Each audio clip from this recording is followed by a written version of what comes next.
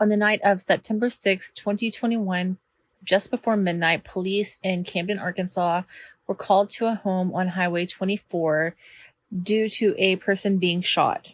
When police got to the home, a 17-year-old and a 13-year-old were standing in the doorway.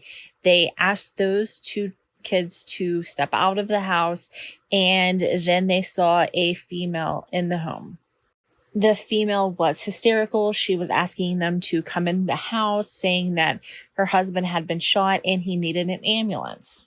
The woman, later identified as Elizabeth Haynie, did tell police that her 15-year-old daughter was still in the home, but then police saw her 15-year-old daughter come out of the house. She was down at the end of the hallway in a bedroom on the left. So police asked the 15-year-old to please step outside, just like they had asked the other two kids. Police followed Elizabeth into the last room on the right. So I said that the teenage girl came out of the last room on the left. Police followed Elizabeth to the last room on the right, so it was directly across the hallway from where the teenage girl was. When police got to that room, they saw a man laying on the floor. He was laying on his left side, and he was laying in a pool of blood, and he also had blood on his shirt. Police also saw a .40 caliber handgun laying by the man's hands. Now, the man was the husband of Elizabeth Haynie. His name was Jerome Haynie. Police asked Elizabeth, what happened? And Elizabeth told police that she and her husband had gotten in an argument. She said that they had a gun cabinet in their bedroom, and this .40 caliber handgun stayed on top of the gun cabinet. So during this argument, there was pushing and shoving. Elizabeth grabbed the handgun. She said Jerome pushed her and the handgun went off. The bullet shot Jerome in the chest. So Elizabeth was immediately taken and placed in the back of a patrol car, and police started to ask the kids if they knew anything about what happened. Of course, the 15-year-old, the girl, she said that none of them saw anything that happened, but she was the first one that found out what happened because her mom asked her to call an ambulance. The 13-year-old said that he just heard a couple of loud noises, and the 17-year-old said that he heard something that sounded like something fell to the ground. It was very loud, one very loud noise, and that was it. Police then asked the kids, do your parents fight a lot? What's going on? And the kids told police that their parents didn't really fight a lot, that they argued sometimes, but not even that often. They did say that their parents had never been people to hit each other, but they would each shove each other. They would push and shove each other, and that was the type of fighting that they did. It was found that Jerome was deceased, so police started to inventory the room. And what they saw was basically something that reflected probably what Elizabeth said. There was a lamp that was knocked over, a lampshade in the floor. There was a broken mirror across the room. Things that might happen during a very serious tussle.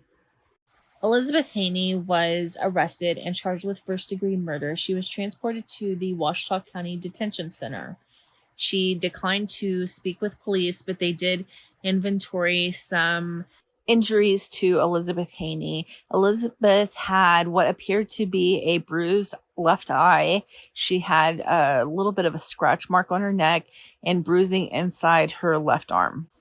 So yes, they were signs of a fight. Yes, it did get physical, but what was the reason? How did it happen that Jerome got shot? And more so, what I find to be weird is that the gun was laying by Jerome's hands like he's the one that did the shooting when he clearly wasn't.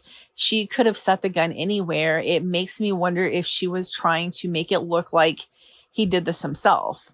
Of course, that is all my opinion and strictly speculation. I just think that it's strange that the gun would be by his hands. So Elizabeth was charged with first-degree murder and a firearm enhancement for using a firearm in the commission of the crime.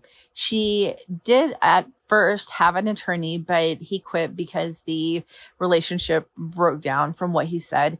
But then she applied for a public defender.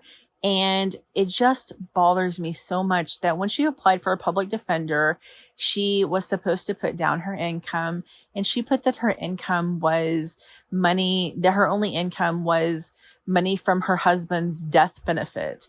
And I think that that's so wrong. Like, you caused his death.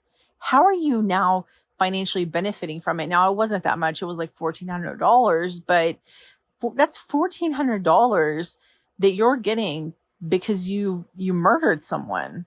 And I think part of the reason that I bring this up is because the three minors, the three kids of Jerome Haynie, the 17-year-old, 15-year-old, and 13-year-old, or at least that was their ages when their father was murdered, they were the three beneficiaries of what Jerome had, his house, vehicles.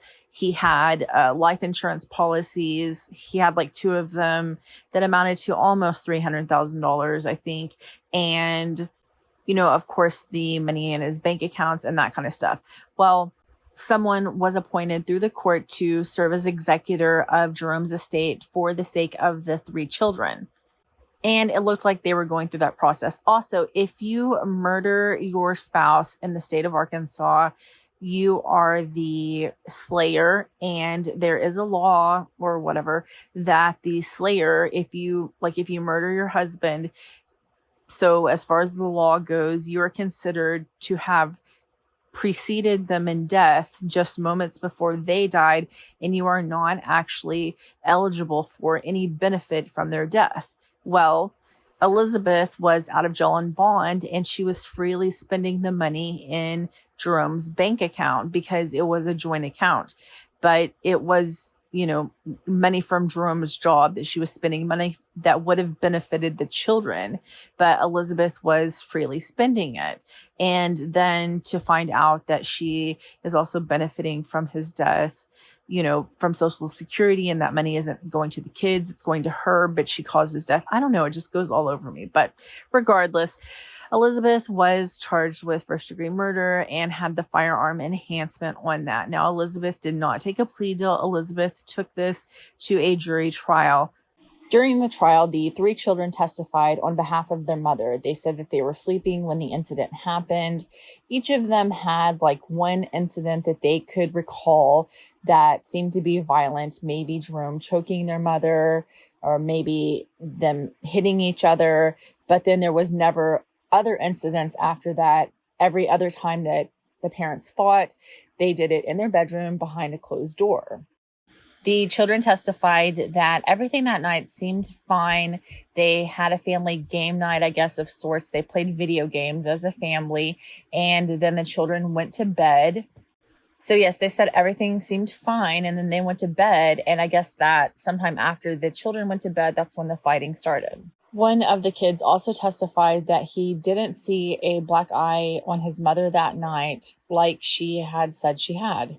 Elizabeth herself took the stand and testified that she feared for her life that night. And maybe she did, but then I would wonder, if you feared for your safety, if you feared for your life, why didn't you leave? Also, if you're saying that you feared for your life, it was almost like you're saying that you shot him intentionally in order to protect yourself, right? And maybe I'm looking at that the wrong way. That's just what I think. Also, when police got to the home that night, Elizabeth said that the gun fired accidentally, one bullet. But then it was brought out at trial that Jerome was actually shot 2 times. That would have been 2 bullets that were accidentally shot. Jerome Haynie was actually shot once in the head and once in the chest. Those shots could be identified as basically your kill shots, right? And then Elizabeth said that the gun went off because they were pushing back and forth. But Jerome was shot from between 1 and 3 feet away, which I guess could be pushing if she was pushed 3 feet away. But still, that's kind of quite a distance. So after the testimony, the jury spent about 4 hours deliberating. Unfortunately for Elizabeth, on August 23rd, 2023, she was found guilty by a jury of her peers and was sentenced to life in prison. Elizabeth Haynie is still waiting in county jail to be transferred to prison. She hasn't even made it to prison yet, but she has filed notice that she will be filing an appeal So if this is appealed in her favor, I will probably update at that time, but the appeal process is generally a long one. As of right now, she is sentenced to life in prison. Thank you for watching this video. Please remember to like, subscribe, and share.